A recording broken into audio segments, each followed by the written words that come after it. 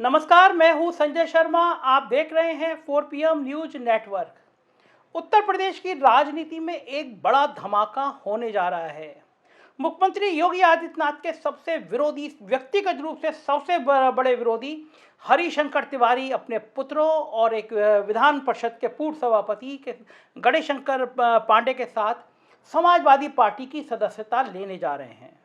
हरिशंकर तिवारी का पूर्वांचल की राजनीति में क्या अहम योगदान है और उनके समाजवादी पार्टी में आने से कैसे समीकरण बदलेंगे, ये मैं आपको समझाता हूँ। 1985 का दशक था। पूर्वांचल में जब माफिया राज या माफिया शब्द शुरू हुआ था तो वीरेंद्र प्रताप शाही और हरिशंकर तिवारी के गुटों में आपस में लड़ाई, मारपीट, हत्या, चौथ वसूली, इन सब से शुरू हुआ था। रेलवे के ठेके हों, कोयले के ठेके हों या कोई बड़ा काम हो, या तो हरिशंकर तिवारी लेते थे या वीरेंद्र प्रताप शाही लेते थे।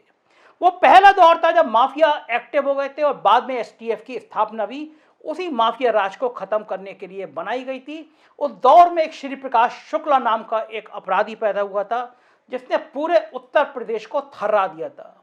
उत्तर प्रदेश का आपराधिक इतिहास जब भी जिक्र किया जाता है तो श्री प्रकाश शुक्ला के बिना नहीं जिक्र किया जाता। वीरेंद्र प्रताप शाही की लखनऊ में दिन दहाड़े हत्या हो गई थी और माना गया था हरिशंकर तिवारी उसके पीछे हैं, और उसके बाद हरिशंकर तिवारी का ग्राफ लगातार बढ़ता चला गया। 1985 में हरिशंकर तिवारी को, तब शायद मुख्यमंत्री वीर बहादुर सिंह थे, उन्होंने जेल भिजवा दिया और जेल से ही रह के वो चिल्लूपार विधानसभा सीट से जीत गए। और उसके बाद 1997 से 2007 तक वो लगातार विधायक बनते रहे, मंत्री बनते रहे और प्रदेश में अपना रसूख बनाते रहे। 2017 में बसपा के टिकट पर उनके छोटे बेटे विनय शंकर तिवारी विधानसभा पहुंच गए और उनके बड़े बेटे भीष्म शंकर उर्फ कुशल तिवारी संत कबीर नगर से 2 बार एमपी मेंबर ऑफ पार्लियामेंट चुने गए थे। जाहिर है ये बड़ा राजनीतिक परिवार है और पूर्वांचल में ब्राह्मणों के बड़े कुनबे के रूप में हरिशंकर तिवारी का नाम लिया जाता है। गोरखपुर, जहाँ के वीरेंद्र प्रताप शाही और हरिशंकर तिवारी दोनों के रहने वाले थे, जब दोनों में जंग छिड़ी तो माफिया, उत्तर प्रदेश के माफिया 2 खेमों में विभाजित हो गए थे, एक क्षत्रिय एक तरफ और ब्राह्मण एक तरफ। वहीं की जो कट्टा बड़ी वो बढ़ती चली गई और ब्राह्मणों में और क्षत्रियों में एक पारस्परिक प्रतिस्पर्धा पैदा होती चली गई। दोनों एक दूसरे की टांग खिंचाई, लैग पुलिंग जिसको बोलते हैं, अपने आप के वर्चस्व के लिए जंग करते रहे, लड़ते रहे। मुख्यमंत्री बने योगी आदित्यनाथ और योगी आदित्यनाथ ने अपना जलवा दिखाना शुरू किया। उस समय माना जा रहा था गोरखपुर में अगर कोई योगी आदित्यनाथ का सबसे बड़ा विरोधी है तो वो हरिशंकर तिवारी हैं। हरिशंकर तिवारी इकलौते ऐसे नेता थे तो योगी आदित्यनाथ को सीधे चुनौती दिया करते थे और मुख्यमंत्री बनने के 1 महीने के बाद हरिशंकर तिवारी को योगी आदित्यनाथ ने सबक सिखाने की सोची। एक मामूली सी चोर की तलाश में हरिशंकर तिवारी का घर, जिसको वहां हाता कहा जाता है, पंडित जी का हाता कहा जाता है, वहां छापा डलवा दिया। पंडित जी के हाथे में छापे की खबर से पूरे पूर्वांचल के ब्राह्मणों में एक बहुत ज्यादा रोष प्राप्त हो गया। लोग सड़कों पर निकल आए, दर्जनों सैकड़ों लोग सड़कों पर निकल आए और हरिशंकर तिवारी जिंदाबाद और मुख्यमंत्री मुर्दाबाद के नारे गोरखपुर की सड़कों पर गूंजने लगे। तब माना गया कि हरिशंकर तिवारी के नाम पर उनके ऊपर छापा डलवाकर पूरे प्रदेश के ब्राह्मणों को एक संदेश दिया गया है कि अब हुकूमत हमारी है, तुम्हें दबकर रहना पड़ेगा। इसके बाद तमाम घटनाएं हुई, चाहे वो खुशी दुबे का मामला हो, चाहे वो विजय मिश्रा का मामला हो, ये बात चर्चा में आती चली गई, ये बात सामने आती चली गई कि मुख्यमंत्री योगी आदित्यनाथ ब्राह्मणों के प्रति सहज नहीं है। वो हो ना हो, लेकिन ये माना गया, ये एक मैसेज दिया गया और लोगों ने ये चर्चा का विषय बन गया कि ब्राह्मण इस सरकार में खुश नहीं है, संतुष्ट नहीं है, उनके ऊपर लगातार उत्पीड़न की कार्रवाई हो रही है।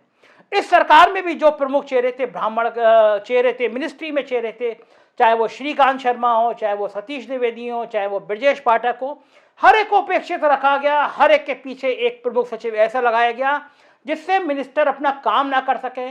ऊर्जा मंत्री श्रीकांत शर्मा, जो दिल्ली दरबार के इतने करीबी थे, उनकी हैसियत इतनी भी छोड़ी गई थी कि चेयरमैन उनकी मीटिंग में आए या वो किसी एग्जीक्यूटिव इंजीनियर का तबादला तक कर सके। ऐसे में फिर ब्राह्मण चेहरे के बड़े रूप में हरिशंकर तिवारी का नाम सामने आया। पहले हरिशंकर तिवारी को बीजेपी में लाने की कोशिशें हुई, लेकिन मामला बना नहीं। हरिशंकर तिवारी भी जानते थे कि अगर भाजपा में आएंगे तो योगी आदित्यनाथ उनको कभी सहजता से स्वीकार नहीं करेंगे। दिल्ली के एक बड़े लेवल में बात भी चली, लेकिन बात बनी नहीं। बताया जाता है कि समाजवादी पार्टी से लगभग ये बात बन गई है। समाजवादी पार्टी की सदस्यता शायद वो 12 तारीख को ग्रहण करेंगे। उनके दोनों बेटे गणेशशंकर पांडे, जो विधान परिषद के सभापति रहे, वो भी समाजवादी पार्टी में आएंगे और एक बड़ा घटनाक्रम चेंज होगा। पूर्वांचल, कुशीनगर, बलिया, देवरिया, गाजीपुर, या पूरा इलाका जहां हरिशंकर तिवारी का मतलब भी नहीं है, जहां हरिशंकर तिवारी के संपर्क भी नहीं है, वहां के ब्राह्मणों में एक मैसेज अभी से वायरल हो रहा है। यह कहा गया है कि पूर्वांचल की शान, आन बान अगर ब्राह्मणों को रखनी है तो हरिशंकर तिवारी के नेतृत्व में आस्था रखो, ब्राह्मणों एकजुट हो जाओ, वरना तुम्हारा भविष्य ठीक नहीं रहेगा। भारतीय जनता पार्टी के लिए बहुत बड़ी खतरे की घंटी है।